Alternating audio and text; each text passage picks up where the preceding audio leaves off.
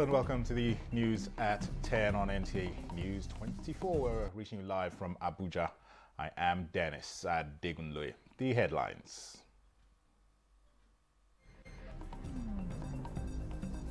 Withdrawal from planned nationwide protests by interest groups on the rise as Minister of Women Affairs pleads for understanding.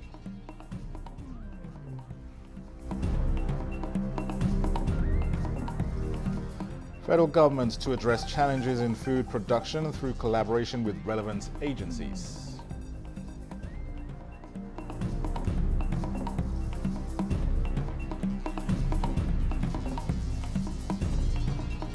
And focus on astronomical increase in price of bread.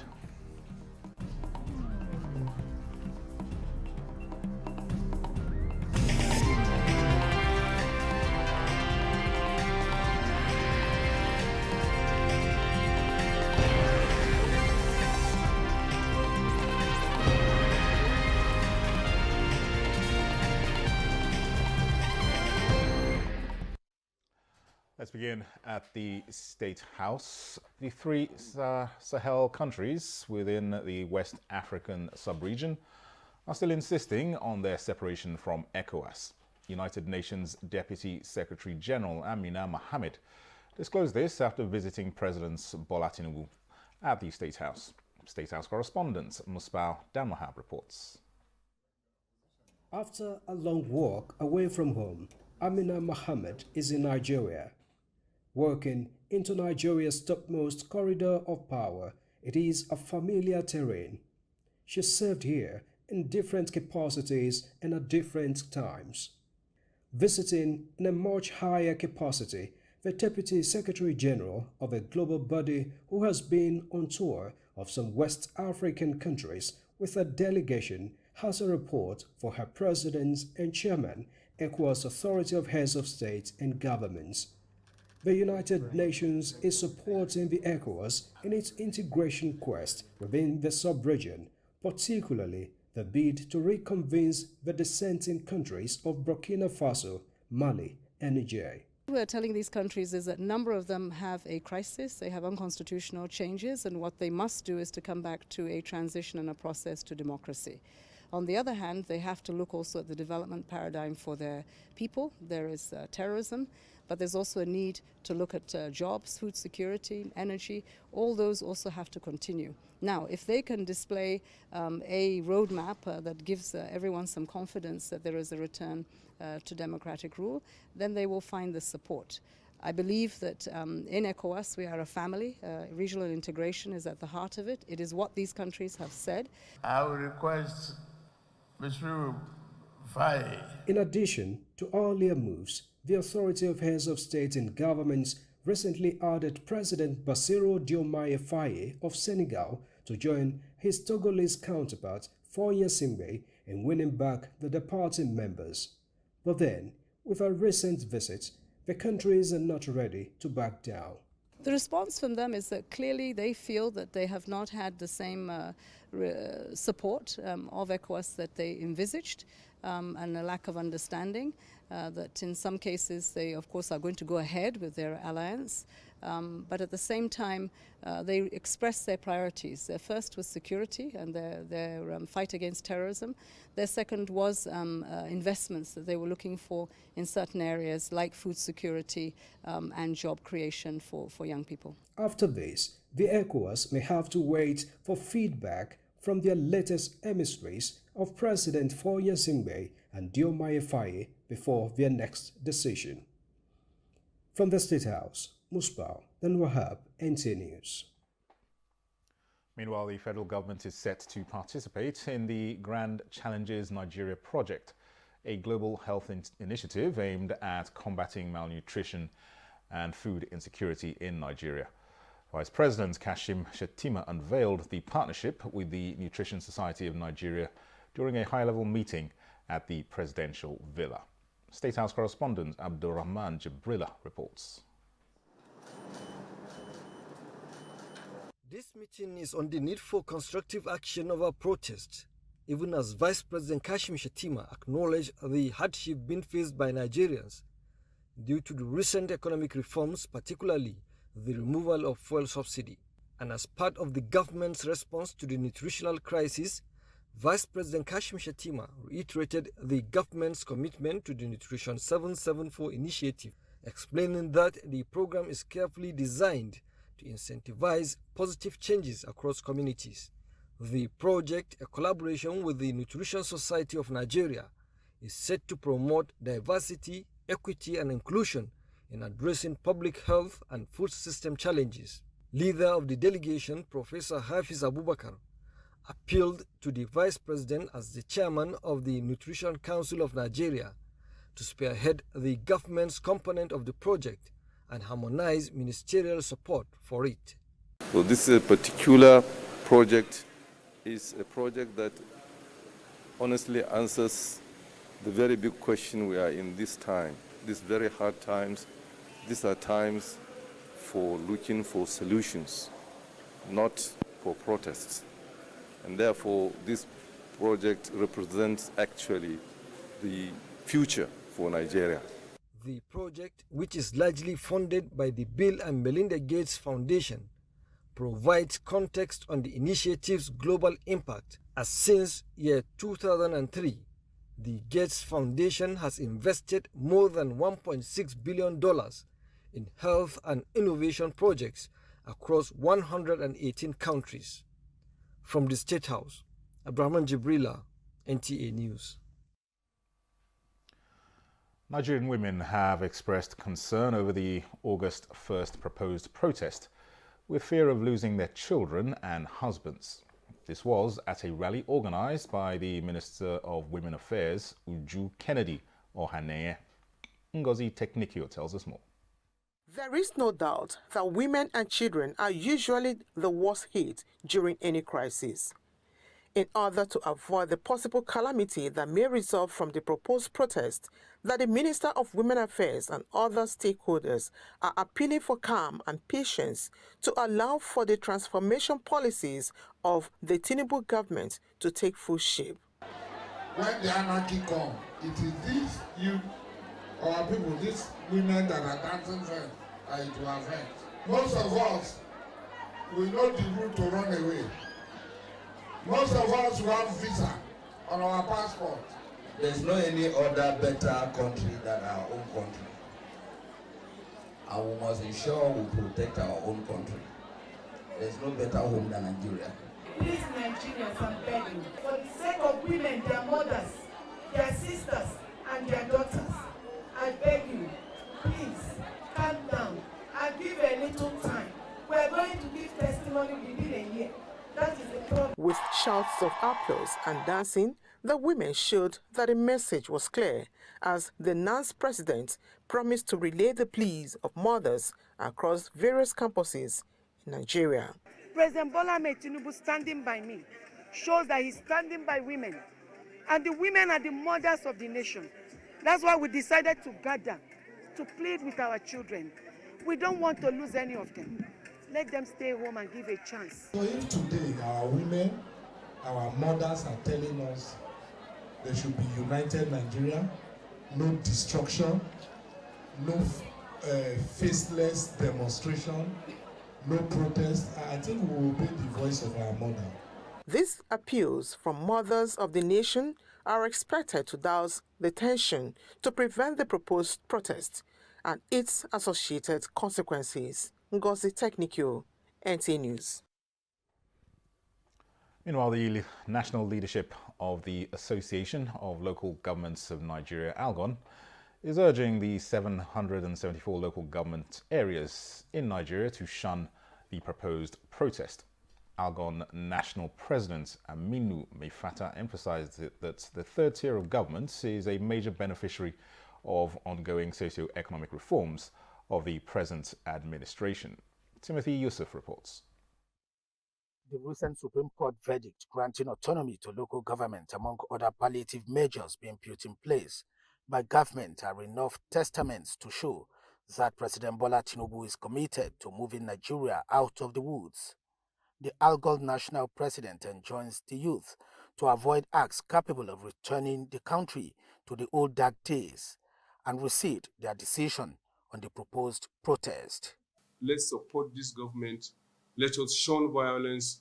Let us not participate in any kind of protest. The leadership of the United Nigeria Youth Congress is similarly urging the youth to maintain calm and await President Tinubu's efforts towards addressing some of the challenges bedeviling the nation. Our aim is to create awareness and foster a dialogue that transcends political affiliation and personal biases, ensuring that we all strive for a better future for our nation. Members of the Arewa Youth for Peace Initiative notes that President Bola Tinubu is doing well and should not be distracted by those bent on taking Nigeria backwards. The youth must desist from being used as agents of destabilization, the group emphasized. We will not sit here to watch some off-movement that believe they are working in the interest of Nigeria to come and burn down our infrastructure and slow our movement. Please, fellow Nigerians, the purported protest is not in the best interest of Nigeria. The developmental strides being achieved in FCT must be allowed to grow as the youth group distances itself from the proposed protest. Timothy Yusuf, NTA News. And members of the Third Republic House of Representatives Forum has cautioned Nigerian youth to shun the proposed August 1st nationwide protest, saying it will be counterproductive. Briefing National Assembly correspondents in Abuja, the Third Republic lawmakers warned that such protests could serve as a breeding ground for violence and social unrest. National Assembly correspondent Mitaire Ikpen reports.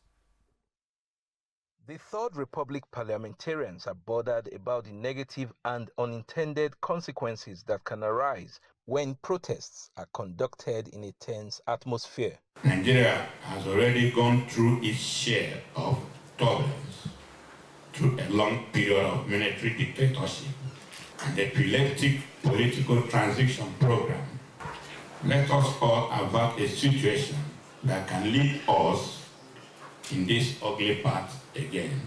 The administration of His Excellency Bola Ahmed Tinubu is evidently not resting on his laurels. This body sat, deliberated, and felt we should come out boldly to place our voice on the discourse that we are not in support of this alleged national protest. At another briefing, the Northwest Caucus in the House of Representatives says President Bola Tinubu has demonstrated good leadership and earned their trust by signing the Northwest Development Commission Bill into law.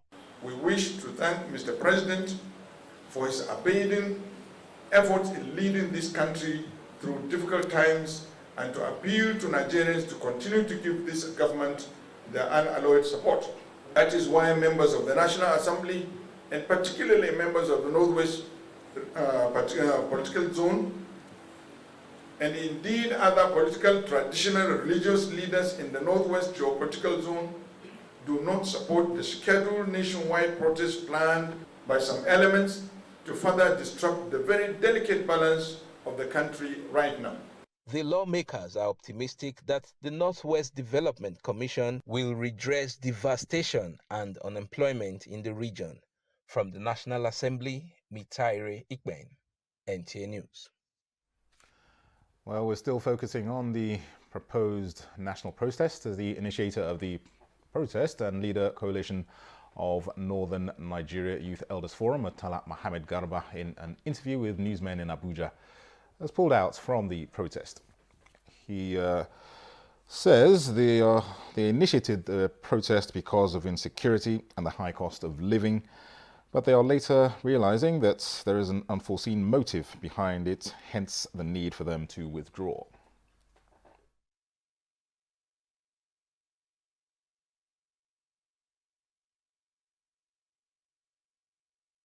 Really, we initiated the protest, but later on, we discover that there is something behind the scene. So we call on all our people, our young people, should withdraw from this coming protest. And by the grace of God, the entire Northern Nigerian youth, both at home and diaspora and other part of the country, we have all agreed that we are not going to participate in this protest. We are calling on you. We know you will listen to us. You are part of us. You fight for democracy. He says they are not in support of any protest, calling on all Nigerians to dissociate themselves from it as the government is taking measures to address the current challenges facing the country. This is the news at 10 on NTA News 24. We'll have a short break. More reports in a moment. Nigeria, a land of rich culture and diverse voices, where every voice matters. In times of disagreement, let's choose dialogue over discord. Together, we can find solutions through understanding and respect.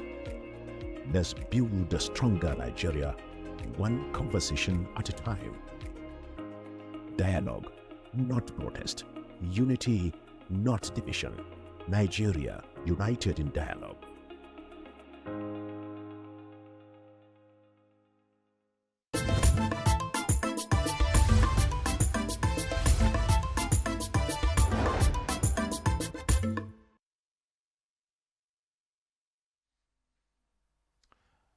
Welcome back. President Bola Tinubu's aide on constituency affairs, Khadijat Omotayo Karim, says the federal government is taking decisive steps to address the current economic and food security challenges towards improving the overall well-being of Nigerians. The president's aide gave the assurance during a town hall meeting in Gusau, Zamfara State, where she says the engagement forms part of President Tinubu's bottom-top approach to delivering on his promises to Nigerians.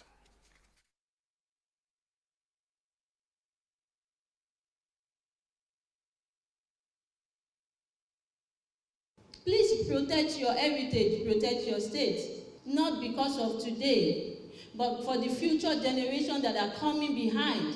Nigeria will be great again, Mr. President. He is working tirelessly to make sure he fixed Nigeria for all. Let him fix it with peace, please. Issues raised centered on the rising costs of living, agriculture, insecurity and infrastructural deficits. Governor Dauda Lawal, who was represented, believes addressing insecurity in parts of the state is key to ameliorating challenges faced by Nigerians. With a potentiality of having 18,000 hectares farmland, dry season farmland, and also it has the potentiality to generate up to 100 megawatt of electricity. Poverty, insecurity, unemployment has taken a very serious toll on our collective well-being as a people. Something really serious and tangible needs to be done to alleviate the sufferings of our people. So the federal government, under the leadership of Mr. President Bola Ahmed Tinubu, please should do something on the issue of price control. For the visiting team, it was an opportunity to interact with the stakeholders. Participants were also given free medical services to address some of their health challenges, while the team assured the people that the president will be properly briefed on areas of concern raised at the meeting for necessary action. In other news, the European Union, in collaboration with the National Information Technology Development Agency, NITDA, has developed a participatory policy implementation framework for Nigeria. At the presentation of the framework in Abuja, Director General of NITDA, Kashifu Abdullahi, says it is to help subnationals apply the country's digital policies to create more employment opportunities and grow the economy. Joseph Otsen reports that a two-day policy dialogue was held to sensitize stakeholders on the framework. It is one thing to draft a policy, but it is another to contextualize it to serve the needed beneficiaries. We have been able to fund over 40 startups and over 40 researchers. To that tune alone, we have spent over $700,000 US. Thank you, sir. Here, Nigeria's digital participatory policy implementation framework is presented to policy actors in ministries, departments, and agencies at the federal and state levels as well as the private sector, for acquaintance. We are implementing that framework together with the ecosystem with an ambitious target of achieving 95% digital literacy level by 2030. There is an enrichment of local relevance by integrating indigenous knowledge and local perspectives, ensuring policies are contextually relevant to the people they serve. That when stakeholders are actively involved in the implementation of policies, those policies become sustainable and relevant across diverse contexts. Nigeria has in recent times come up with policies like the Nigeria Startup Act, and now this framework towards creating employment opportunities and boosting its economy through the digital space. The biggest platforms in Nigeria at this point in time are not owned by Nigerians. It would be great for us to be able to build more domestic platforms that are owned by Nigerians, that are monetizing in Nigeria, that help us to grow our ecosystem. World Bank Development Report 2021 shows more than 50% of Nigeria's over 200 million population do not have digital skills. In Abuja, Joseph Otsen, NTA News. Nigerian households are facing significant economic pressure as staple food prices have surged dramatically over the past year. With the continuous increase in the price of bread, many residents of the Federal Capital Territory say they are struggling to keep up with the cost of the staple food. What is the reason for the sudden increase in the price of bread? Alika Okwanachi Arua tells us.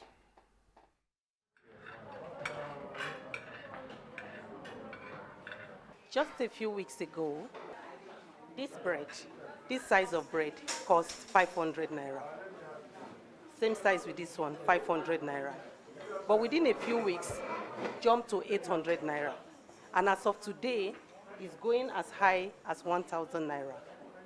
This problem is not just within Abuja alone. It's caused across the country. With a 20% increase, it has become very difficult for parents to put bread on the table for their family. We could not help it. When we started this bread, we bought a bag of flour under 30,000. Now it is 75 to 80,000 naira per one. The same thing goes with the butter and the sugar. Curious about the rising cost of bread, NTA News took to the streets of Abuja. It wasn't easy.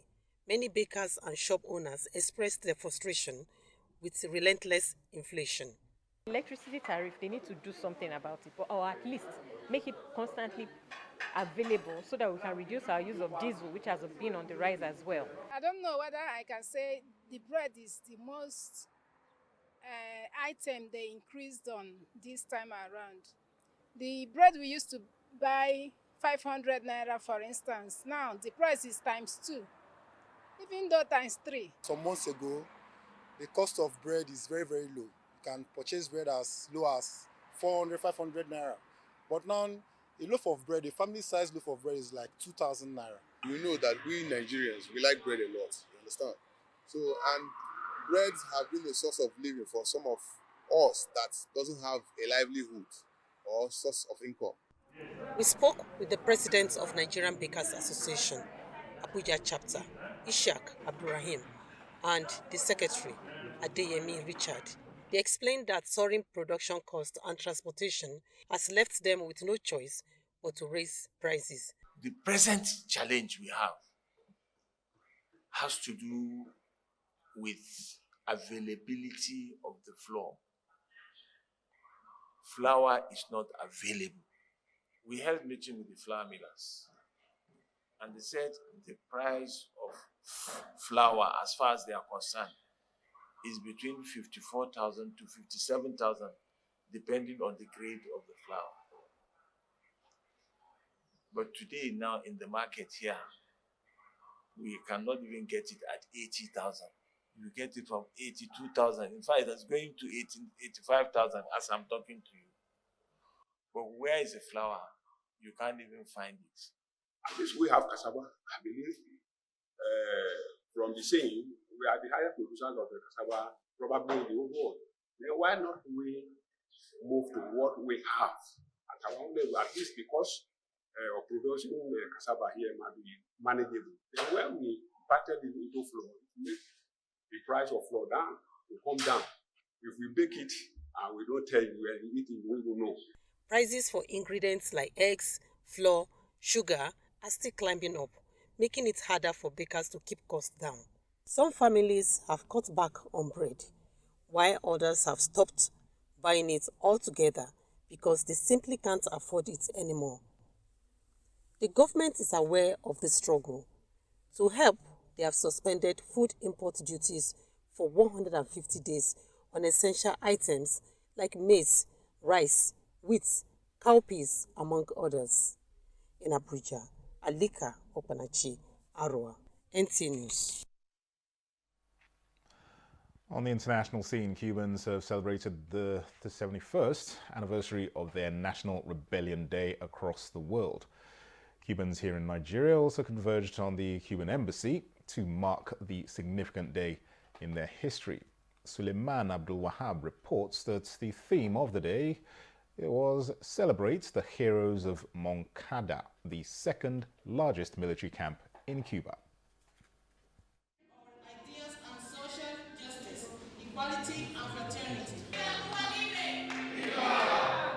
The Cuban ambassador to Nigeria, represented by her secretary, says they are paying tribute to those who fought and gave their life for the freedom of their country. Enrique Rodriguez, one of the members of the Martial Arts Academy. Cubans are always peacemakers. We are people that like to make friends. In this very moment, our country is passing through difficulties because of the blockade. We are trying to tell today to the world that please support our people. So our people wanted to grow as everyone in the world. Everybody needs to be happy. Of course, we know the role Fidel Castro played in revolutionizing the Cuban people. And today we are celebrating that struggle for freedom. And along this line, of course, like we know, it's now for us to call Nigerians' attention, especially the youth. I lived in Cuba for 7 years. I studied in Cuba, courtesy of a federal government scholarship. So I've been a graduate for 5 years now. So I lived in Cuba. So I'm here because I feel part of the Cuban people. It is Cuban slaves of African descent. Anytime they remember Africa and Mount Kilimanjaro, they sang this song of courage. Maraswayo Chodara. A song was also played to specifically celebrate Fidel Castro and his men who were at the forefront of the rebellion fighters. In Abuja, Suleiman Abdul Wahab, NTA News. Well, that concludes the News at 10 on NTA News 24. Thanks for watching. I am Dennis Adigunloye.